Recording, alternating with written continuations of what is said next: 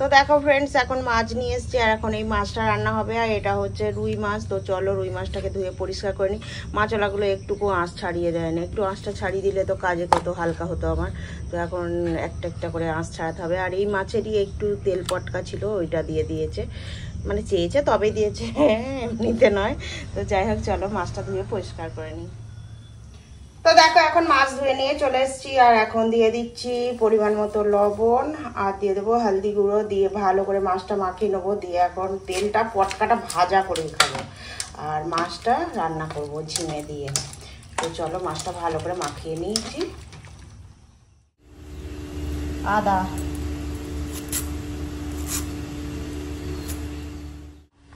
দেখো এখানে আছে ঝিঙে আর কাঁচকলা। তো এই কাঁচকলা আর ঝিঙে দিয়েই মাছগুলো রান্না করব।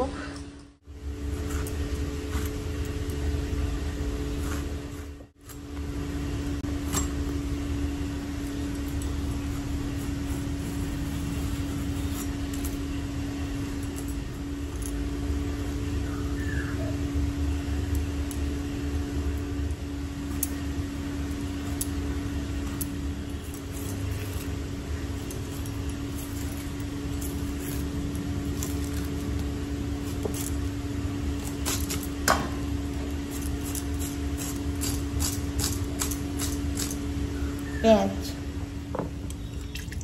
দেখো এখানে আছে আদা রসুন আর গোটা জিরে। তো এখন বেটে নেবো।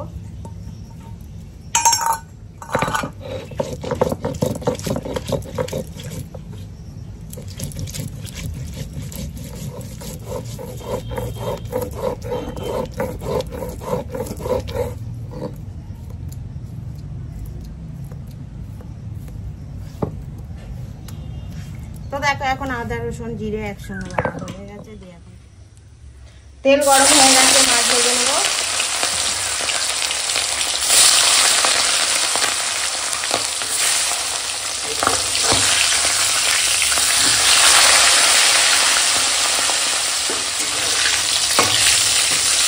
এই মাছগুলো এখন ভাজা হয়ে গেছে, দিয়ে এখন তুলে নেবো।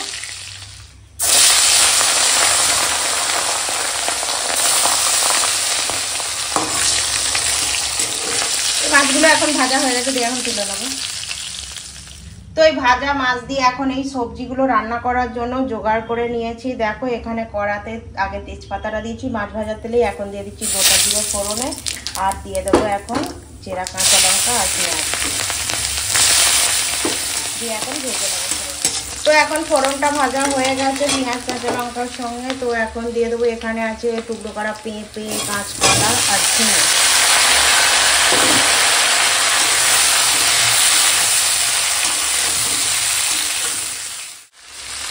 তো দেখো সবজিটা অনেকটা সময় ভেজেছি আর এখন এখানে দিয়ে দিয়েছি চিলে বাটা আদা জিরে রসুন একসঙ্গে বেটে নিয়ে এসেছিলাম। তো মশলাটা দিয়ে দিয়েছি। এখন দিয়ে দেবো এই যে হলদি গুঁড়ো আর দেবো শুকনো লঙ্কার গুঁড়ো আর দেবো স্বাদ মতো লবণ দিয়ে এখন সবজিটা কষাবো।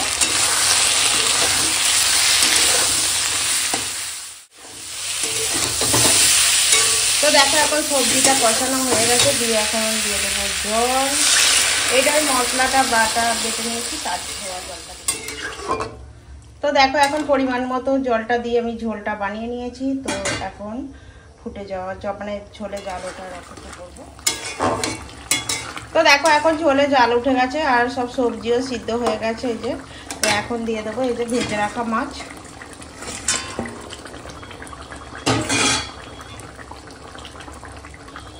মাছটার সঙ্গে অল্পটুকু সময় রান্না করে নেবো।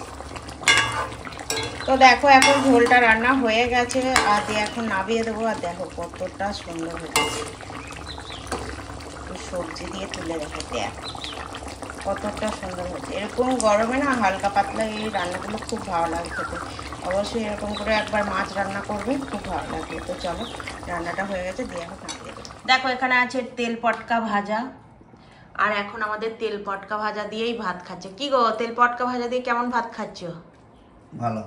ওই দেখো তেল পটকা ভাজা দিয়ে ভাত খাচ্ছে আর পাতে দেওয়া আছে মাছের ঝাল, ওটা পেঁয়াজ দিয়ে মাছের ঝাল করা হয়েছে, পেঁয়াজ কাঁচা লঙ্কা দিয়ে। আর এখানে আছে ঝিঙে পেঁপে দিয়ে মাছের তরকারি আর এখানে হয়েছে টমেটো মাখা করা হয়েছে। শুকনো লঙ্কা ভেজে কাঁচা পেঁয়াজ দিয়ে টমেটো মাখা করা হয়েছে। আছে ভাত, গরম গরম ভাত, তো সে এখন ঠান্ডা হয়ে গেছে তাই তো। এখন তেল পটকা ভাজা দিয়ে ভাত খাচ্ছে। একটু সবজি নাও, ঝিঙে পেঁপে।